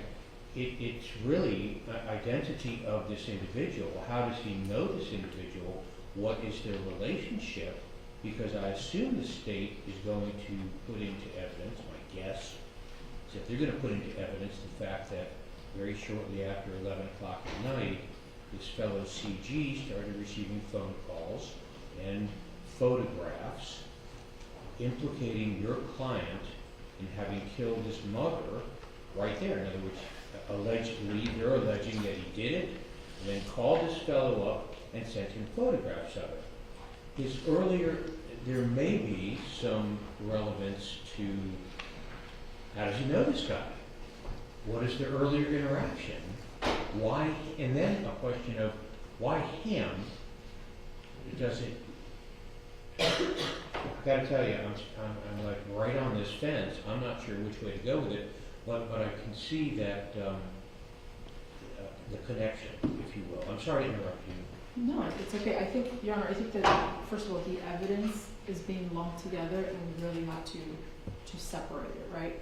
To your argument of it establishes identity, I think that the prejudicial nature of this exchange, without specificity from the state and without any type of, I think it's propensity at best. I think the fact that the state is discussing the reaction of the children, and to summarize it, if I may, it is the state's position that this defendant gets off on gory content. So really the murder is incidental to creating content. What relevance does it have if he actually enjoyed it? In fact, I would say that that opens the door for me to then introduce character evidence, perhaps get an expert, perhaps get maybe a statistic or somebody that gives me the statistics on how many people, how many children have viewed this video, what their reaction to it is. Mr. Borsch classifies it as they reacted normally. What does that mean? I mean, there's a lot of different explanations for flat affect. Forgive my pronunciation. There's a million different explanations of why people respond differently to stimuli. I think that, let me try to break it down, but I think if we're focusing on the creation of gory content to shock and to gain glory is really the intent, then really the murder is just incidental to the creation of gory content. But ultimately, it's speculative at best. How the state's speculating if he actually enjoyed it. I think that's one. I think that would open the door for me to introduce evidence of how he did or he didn't. Second of all, I think it's entirely irrelevant the children's reaction, which most of them had already seen the video anyway, because I don't think that the reaction goes to any material fact here. What does it matter? I mean, like I said, there's a million explanations why people react to things differently. And I think that it's also important that the video was sent to him after he's sending photos of his newborn baby sister. That's the response that he gets, okay? And Your Honor asked this. Why is that important? Your Honor? I'm sorry. Because I think that really what the state is doing here is that they want to pin him as a depraved, inhumane, insensitive human being. That's really where we're going, right? I get off on gory content. I call it character evidence. Okay, character propensity, and that's sure. what 404 is about. You don't bring in prior wrongs, bads, or acts just to show that this is a bad person. Whitmore talks about it as legal relevancy versus logical relevancy. But I got it. That's what I was asking before. If he had prior records, exact element, no, it doesn't prove a specific element. But the exceptions in 404, I was trying to figure out whether these worked or not, are to prove a material fact in issue, including but not limited to proof of motive. I mean, was it his motive to do this to impress his friend by exchanging gory stuff, or impress his CG or his other friends? Intent, preparation, plan, opportunity, motive, knowledge, identity, absence of mistake, or action. And then the specific statute is, it is inadmissible when the evidence is relevant solely to prove character or propensity. And I'm right on the fence on that one. Judge, I think one really important issue to highlight with this presentation is that it all focuses on the defendant. Mr. Borsch kept saying the defendant, meaning there's nothing tied to the mother. Okay, and I think that in order for there to be a clear nexus, or in order for Mr. Borsch to advance, let's say, the theory of motive, there's other evidence, I think. Not motive, I'd say, really is the backdrop to this, because what's really happening here is that Mr. Borsch mentioned full context, and it's not, the case law doesn't say full context. The jury doesn't need to get the full context. I'm lost in that full context. The last one that we listed as motions to address today, we may do whatever else you want as well today, but it is the motion to preclude evidence and argument of unsupported defense theory of third-party guilt pursuant to King versus State. And I will tell you, I started this analysis with like, what? In terms of precluding defenses.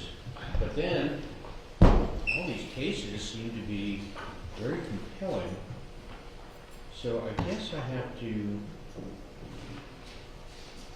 start with, and tell me if you want to do this today, or a different part, or if you think a different analysis is appropriate. But I'd kind of like to know what it is that you would intend to introduce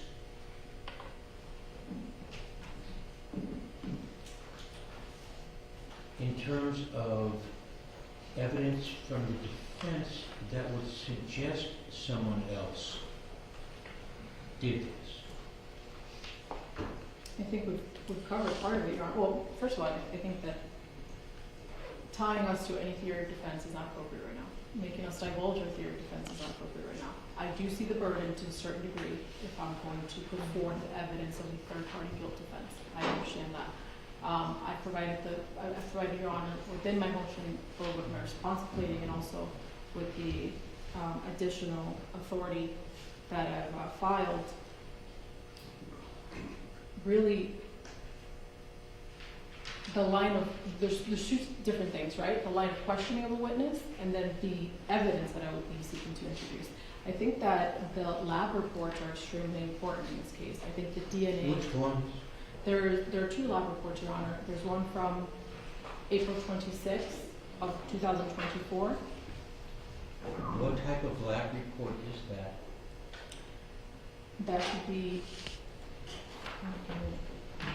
in your binder.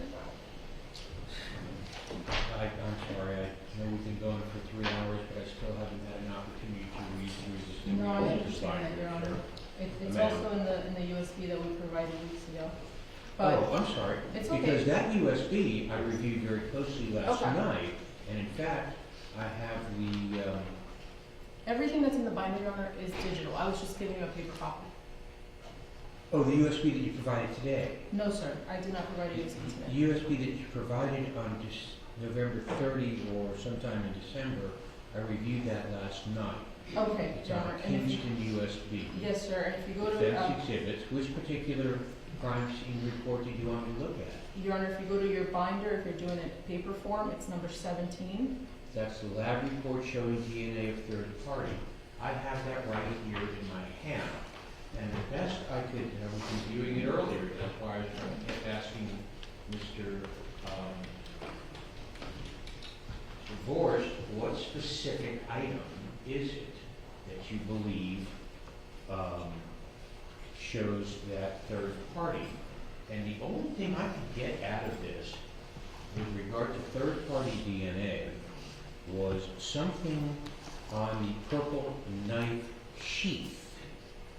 Is that, and I gathered that from page 3 of 4 of the forensic DNA report, where it's about 3 paragraphs from the bottom, where it says partial Y STR DNA profile was obtained from exhibit 11.1, swabs from purple knife sheath does not match the YSTR DNA profile from 10.1, which were the oral standards from Rosa. Is there something other than that that you're intending to utilize from this report?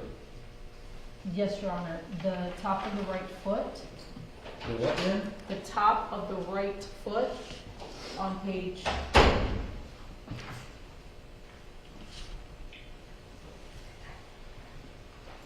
204, Your Honor. The first full paragraph.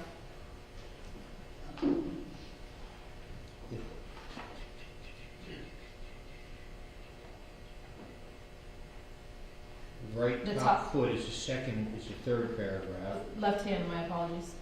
All right, a mixture of DNA profiles, 2 contributors, including 1 male, was obtained from 8.1 swabs from right top foot.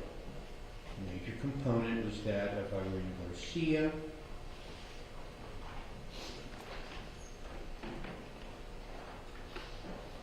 Let's see, frequency, it's unreasonable to conclude that an unrelated individual would be the source of the DNA profile obtained from 8.1 swabs from right top foot.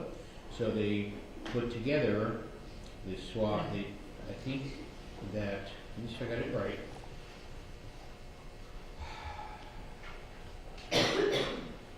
If you would like, Your Honor, if it's easier, Ms. Medina could share the screen and highlight exactly what we're looking at.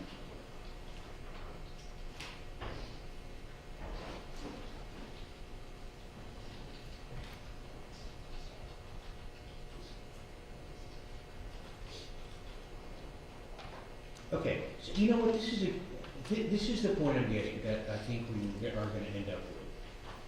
The fact that, gee, there's some oddities, and I'm going to state it for that because I'm not really sure that there's anything probative at all from this DNA stuff yet. and I'm gonna have to determine that once you get a DNA, I guess at the time of trial, as to whether it would be relevant to this case at all. Obviously, I'm gonna have to read your DNA deposition. Or it's like, gee, we've got this DNA gap here, that's fine. Then I've got a whole USB of photographs of target practice, and things of that nature, which for the life of me, I can't understand why it would be admissible in a case like this. I don't really want to go through each and every one of these right now. I think perhaps we may have to do it during the week of the 5th. But let's start with it. I've got, you sent me all these photographs of like target practice. What's that relevant though? Your Honor, first of all, I don't think that the photographs are appropriate right now, and I'll say exactly why. The thought process, well, before I say that, Ms. Andrade's deposition I checked was, which you were handed a copy of, that took place on the 7th of March.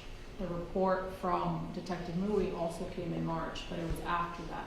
So I'd like to be able to also submit other depositions, for example, Mr. Eichenblum, our forensic expert, and Of course, as much as you can get to me that helps me to understand this would be greatly appreciated. okay, because that was not discussed. My point is that was not discussed. When by that I mean the CODIS hit was not discussed with Ms. Andrade. Okay, Correct. let me go back to the issue that we're dealing with, and that is, you provided me with a disc that showed me a whole bunch of photographs, and as I look through them, I'm wondering what is it that the state has asked me to exclude this, and I'm asking you, why is this photograph that's detailed as CSP220, why would it be relevant to our trial? Now, the state is the one that furnished these photographs. I don't think that they're asking for the photographs to be excluded. I think that the theory of third-party guilt, right? Ma'am, are you seeking to introduce this photograph? That's a yes or no? Right now, no. No, Okay, I'm not. thank you. Then let me go through the rest of it. I've got here are 2 photos of target practice. I've got 2 photos of a computer screen, CSP, taken under MUI's directive.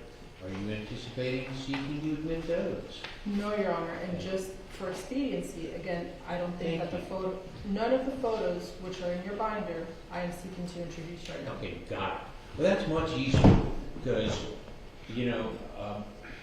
then the question, of course, I think what the state wants to know is, gee, are you going to be standing up in an opening statement and saying, Frank Ramos killed Irina Garcia?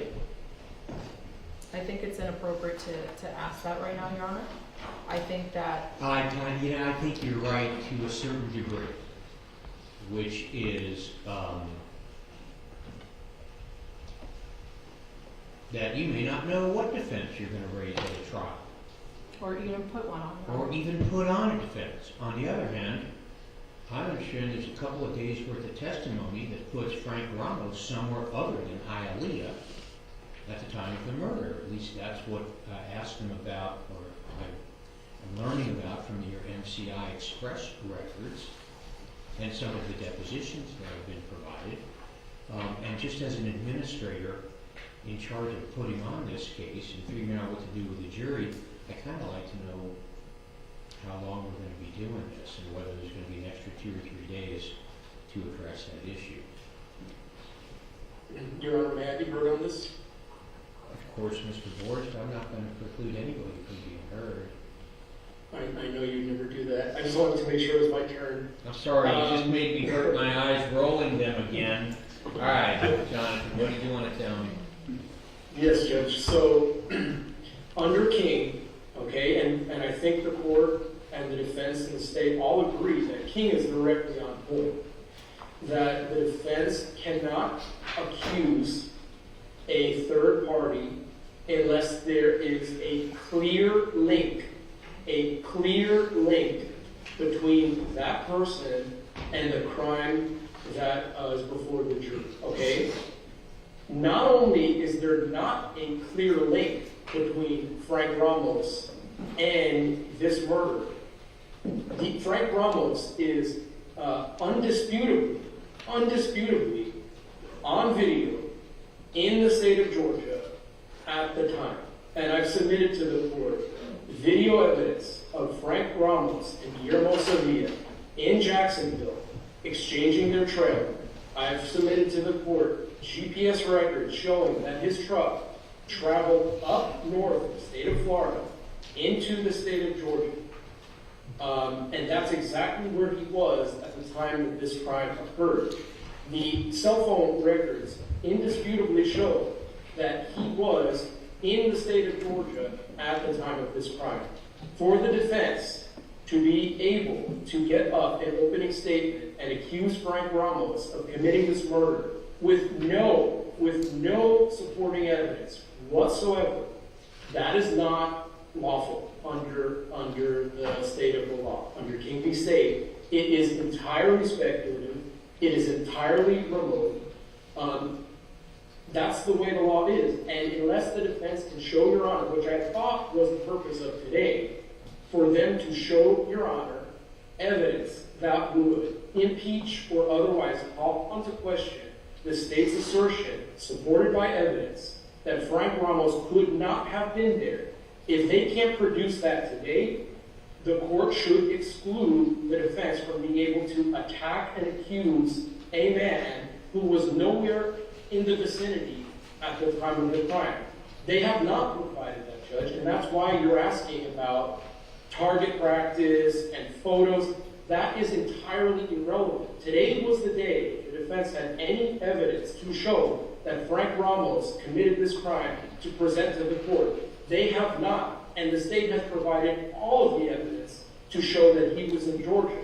So we are asking this court to enter an order precluding the defense from attacking and prosecuting Frank Ramos for a crime he could not have committed, and there is no evidence to suggest otherwise. Sounds so bad when he says it that way, Mr. Young. Yeah. There's a whole lot going on here. Okay. And I don't know if I can get to the bottom of it just yet. I mean, obviously, it may not be the best tactic for the defense to bring forward a theory of defense or a suggestion that someone else did it when the state suggests that they can so soundly take that evidence and cram it down your throat. It tends to undercut your credibility in front of the jury when that happens. So, but that's a decision that you have to make, because I'm not in a hurry to preclude a defense. Okay? On the other hand, I've heard it in this courthouse debated when a defense lawyer stands up and says, Frank Ramos did this, knowing that he did not, whether that's a false statement to a tribunal, which is the bar kind of frowns upon. And I actually, with the insistence of a judge friend of mine, researched it. I don't find any bar matters that have ever been raised that way. But I would not preclude a defense of, gee, it could have been someone else because you don't have this or this or this. But there's a lot to Mr. Borst's argument. There's a hole in this investigation. And the state can't prove that it wasn't this. Defense lawyers make that argument all the time. But to stand up and say, A, B, C, Mr. So-and-so did this with the full knowledge that they didn't, that's what I think Mr.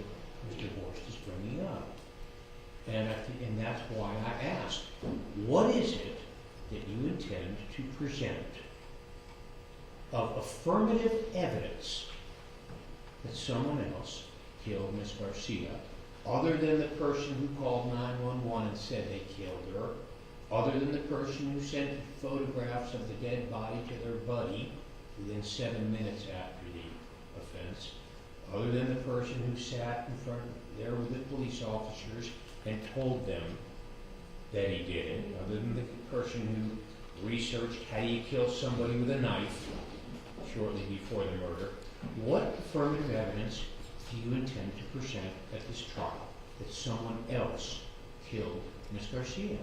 Your Honor, as I said, I stand by what I said previously, that the DNA evidence, I think the DNA evidence is very important in this case. I also think that this issue is highly premature, and I don't know what the court entirely means, fully knowing that he didn't. I don't know what that implies, I don't know what that means, I wasn't there. I don't know, man, we have something which undercuts the validity of what they say they're gonna present and have provided to you in GPS location.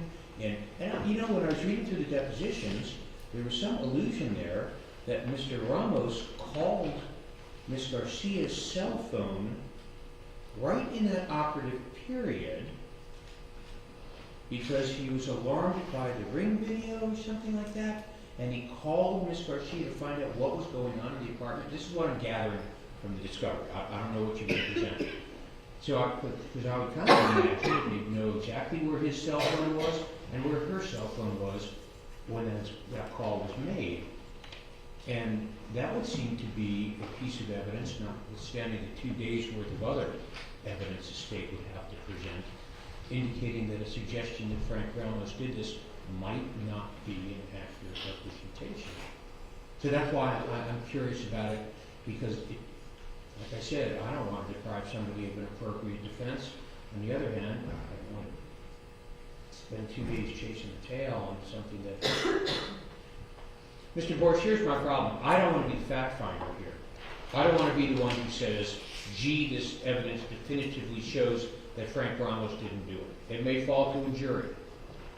Well, the issue with that, Judge, is this is exactly what King v. State is for, is that if the court chooses not to enter a pretrial ruling precluding it or excluding it, the state will be objecting every single time the defense ever tries to attack Frank Ramos and prosecute Frank Ramos, because there is no causal connection. And King v. State, that's exactly what King v. State says, is that the trial court sustained the objections from the state when the defense tried to elicit testimony or evidence that someone else did the crime. So if the court doesn't want to make a pretrial ruling, we will immediately object, and we will ask for the court to sustain every single mention of Frank Ramos, because there is no clear connection that the defense has offered that would otherwise undercut. I mean, I could put on video right now, for your honor, Frank Ramos in the state of Georgia doing his trailer exchange. You know, today was the day the court asked for submissions to resolve this issue. It either needs to be resolved now, or it needs to be resolved at opening statement. But either way, it has to be resolved, and the state wants to believe that the court will sustain any objections as it relates to Frank Ramos being the one who committed the crime when we have irrefutable evidence. Why, Mr. Borsch? Why don't you just put on your irrefutable evidence? Because King v. State makes it clear that that is not. King v. State says that it's within the discretion of this court to exclude. It does not require exclusion. It allows the court to do this. And let me point out to you, Ms. Riello, you might want to take a look at Rivet v. State 307 Southern 3rd 801, which is much less evidence than Mr. Borsch has. The court was sustaining in precluding 404 evidence and evidence against the alternative suspect. And also take a look at Robinson v. State out of the 4th back on November 12. Which clearly lays out the burden there of if you're going to, I think it's in there,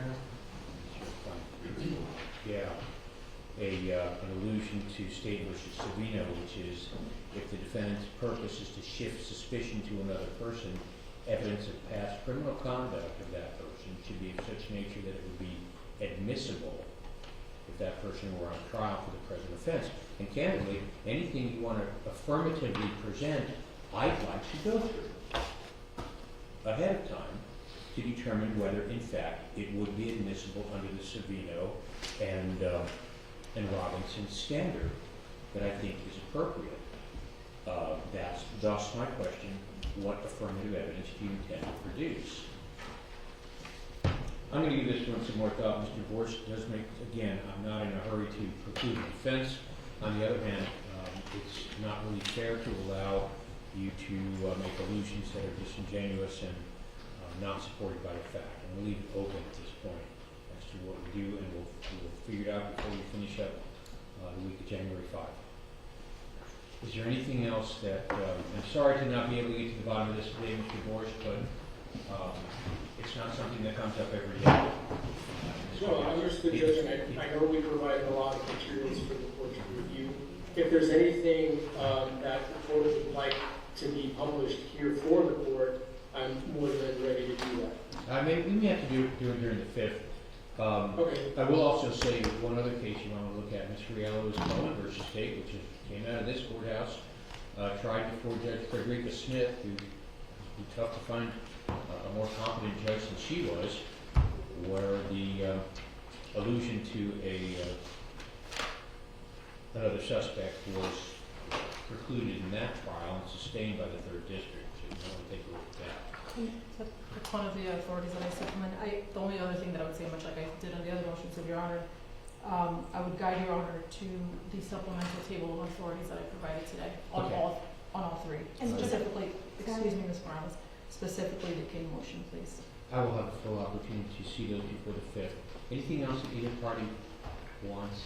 Yes, so just on that note, I see a voluminous binder and we had a lot of references to things that were provided to us this morning. The state wasn't shown anything provided to you beforehand, nor were we provided one, so I have no idea exactly what it is Your Honor's been reviewing or the defense keeps alluding to, so I don't know if they were able to Well, provide a copy to the state. You're not terribly prejudiced because I didn't get a chance to review Well, it. It was handed to me as I walked in the court. Yeah. However, what it is, if you take a look at, and we can certainly provide you with that, the index indicates what's in there, and it appears to be all of the materials that have previously been filed, with, including one that just got filed, which would have been the supplemental authority for the case. The list of cases that they said? Yes. Okay. Yes. If you want, you're welcome to take a look at the binder that I have right here to determine if there's something in there that you don't have.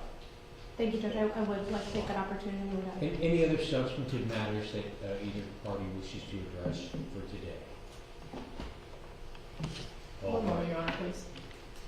Are we going to see new counsel in this case? Maybe, Your Honor. I mean, I don't mean new, but I mean new in the sense of additional. Okay. Nothing further from the defense. I'm not hearing anything now. All right. Okay. Is there any, I hear you from nothing further from the defense, but I want to expressly give you as much opportunity and a final opportunity at this point to address any matters that you believe are appropriate for you to address in the context of this case at this time, Mr. Riello. And you're welcome to consult with your client before you decide what you want to address in court, if anything. I consulted with him during our break, Your Honor. Thank you. Okay. Anything from the state? No, sir. Okay. I imagine prior to the 5th, I'll send you all out an email that outlines the areas that we're going to be addressing. I'm thinking we may need a closed session because I'm going to need to discuss the logistics of how a jury can get picked in this case and management of that jury during the jury trial. And if we do that, we'll do it early and with a court reporter in change. Unless there's an objection to that. Okay, if there's nothing further, thank you all very much. I hope I didn't miss anything. Did I miss anything? Judge, do you want us to keep January 6th in mind and then we're not Oh able my to goodness, finish? we're going till we are done. Okay, we're going to, Well, I mean, okay. how long do you think it would take to put on all the evidence on the 5th? Because, I have to think on that, but given that we may have additional evidence on some of the motions from today yeah, and some I other think things we're I'm not clearly sure. going into the 6th. Okay. Okay, and I don't know how, I assume we're gonna get to hear from Dr. Sperry? On the 5th, yes, Your Honor. Yeah. Do you require her, actually, thank you for learning, do you require her live or can she appear via Zoom? I'm gonna ask the state what their feeling is about that. Just 1 second, Judge. Mr. Borsch says he doesn't have an objection. I don't know I if certainly don't. It's I see that matter as more your rights than the state's when it comes to confrontation, and that's perfectly fine. I totally adored reading your deposition, I must say, and learned a lot from it. The Okay. first, both parts, Judge, or just the first? You know, I only read the first part. Can somebody provide me with the second part? It was ordered just it rushed, completed, right, so I so- haven't received it. I don't think we've received it yet, but we did at great expense order it rushed, so I can check on that. Okay. And if we have it, do you want it brought to your Honor's chambers? You'll send it to me electronically, that's Okay. perfectly fine. Just because Also- it would be a PDF, and I know you just mentioned you have issues opening some of the PDFs. Some of them I do, and if I do, Okay. I'll let you know. The transcripts seem to come across okay. During the week of the 5th, we're also going to address a lineup of witnesses as to what the state intends to present, maybe an order of witnesses, so that, like in a federal trial, you know, where you learn about, you get your Jenks material at the beginning of the case. And I'll tell you, I promise not to be as restrictive as Judge Slaw. A little. All right, anything else from anybody? All right, have a great holiday. See you all on the 5th. Thank you. All right.